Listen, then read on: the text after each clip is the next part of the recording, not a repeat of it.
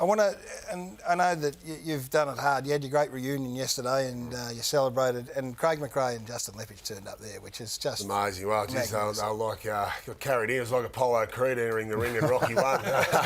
Cheered in. So, geez, great. What a special two blokes, Lepper and Craig McRae. Class I got up, class act. Pikey, of all, I mean, he's taken over from you as Parkinson. Martin Pike did the interviewing. God help him. Very interesting interviewing style. But he got Lee up and Vossi and a couple of other boys. But you got any vision? I might.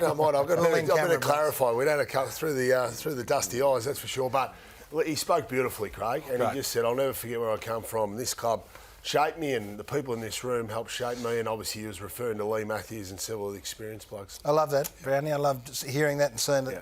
The other thing I love was that you made your way down, Bucks, into the rooms, and I read your stuff and listened to you this morning, and we had a conversation Friday about the whole situation, and I totally understand where it is. You just want to be over the moon, and you're really honest about it. But tell us about, in your own words, the decision to go back down the rooms. I mean, no one would, you'd be as welcome as anyone down there, but you would have to wrestle with it a bit. No, I wanted to just.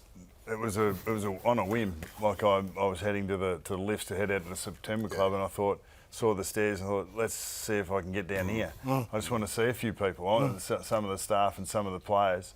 I found my way through 3 different security checkpoints and then found a corner that was, as obscure as I could find it, and just sat like a fly on the wall until I saw a couple of people that we liked that we sort of met eyes, and then bang, it was sort of the emotion comes again. Oh yeah, on the siren, sitting with Nick Maxwell here, Anthony Rocker's not far away, Sharrod Wellingham, Ben Reid, Nathan Brown, Luke Ball, Jamie Turner behind. So it was the Collingwood faithful. It was a great experience. Yeah, it must have been special, mate. As a fan, it was heartbreaking as a supporter, but you ride the bumps and bruises. But, I've got nothing to do with the club. But you do, mate. Your fingerprints are across this I've copped that a bit. And I accept that I've been a part of this club for a long time. Yeah. But we're under no illusions. The job that this group have done in this moment, and that's when it has to be done, in these moments, and they did it extremely well. But I still, but you've always been respectful about that, mate. You don't try and take credit, but you've had an enormous impact on this group that actually won the premiership yesterday. So I don't think we should underplay that at all from a mate of ours and a colleague. Thank you. But when I was looking out there, like, one of the things that the positive emotions was seeing Jeremy Howe, Brody Myercheck, Crisp, De Goey, Maynard, Elliott, Moore, these guys that didn't have one. I mean, Steele and Pendles, 13 years later they get a second one. You know how it feels to, doesn't feel any worse the second time round, does it? It should be better, I think.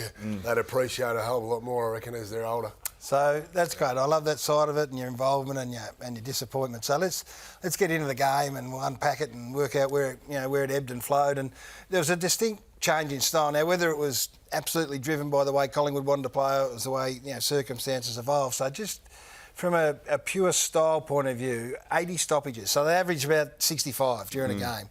Brisbane are a great transition team off turnover. The best scoring team since 2017. The best way to deny that, arguably, is to make it a stoppage game. Now, they did it. They did it spectacularly, in actual fact. But whether that is the way that they just played out or not, it's great. They kept them to 49 turnovers, their fewest in 3 years. So just as an overriding statement before we get into it, it was a different style of game. Yeah. I wonder, just listening to Craig McRae on radio during the week, and they asked him about the hot weather.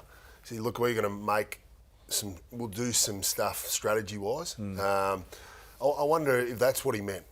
Because it's going to be a hot day, did they try and turn in a high stoppage game so they didn't have to get on the run against the Lions? Well, we'll look at the midfield numbers later and what that looked like. But I thought the other thing they did extremely well is they looked after the ball. They only gave it back to Brisbane 12 times in Collingwood's back half. Yeah. So Collingwood looked after the ball. It was only there 40% of the game because they owned territory for the most part, Collingwood. But they were able to move the ball quite well from end to end, and they just didn't give the ball back to Brisbane, where Brisbane like to get the ball back, which is in their front half. You got a big question tonight, Gaz? I've got a big statement. It's a similar thing. So you can take this anywhere, and this was the thing that struck me as this game wore on. Maybe it was the most thing that was in my mind. If you want to upset the orchestra, you've got to go after the conductor. And I've not seen a conductor like Scott Pendlebury, the man who gets out there and just So I thought to myself, I don't know anything about music, so let me tell you what a conductor does to an orchestra. So this is what came up.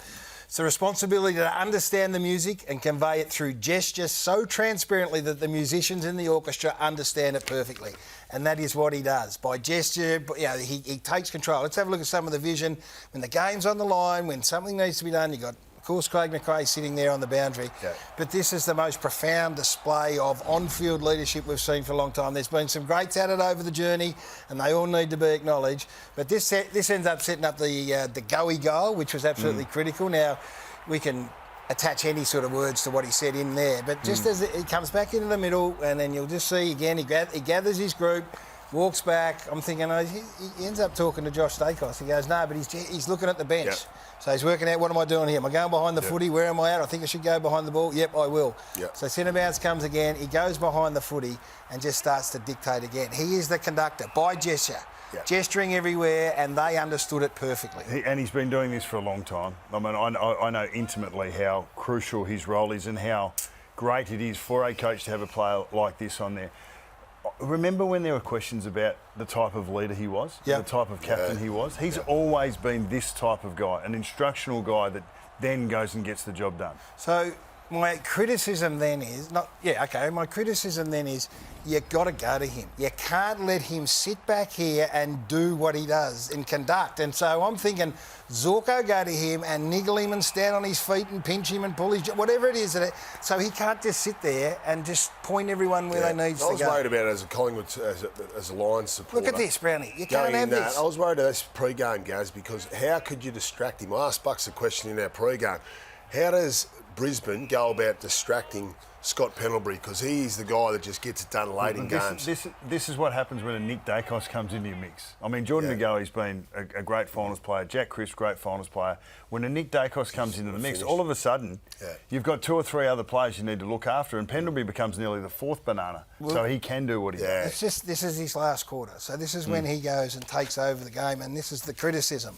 Don't let Scott Pendlebury conduct, coach your team to victory and have that sort of influence on his own. And they let him do it. The best 2 I've seen are Luke Hodge and obviously I saw the great Michael Voss up close and personal. But he's absolutely in that conversation as best conductors. Yeah, and then your point on Dacos is great, because he's going to leave Pendles next year, year after, 2 years, 3 years, whatever it is. They've got the junior conductor coming up because this bloke conducts differently. He conducts with ball in hand. He just dictates where the ball's going, who's going where, who does what, takes the rubbish out of the air halfway through it.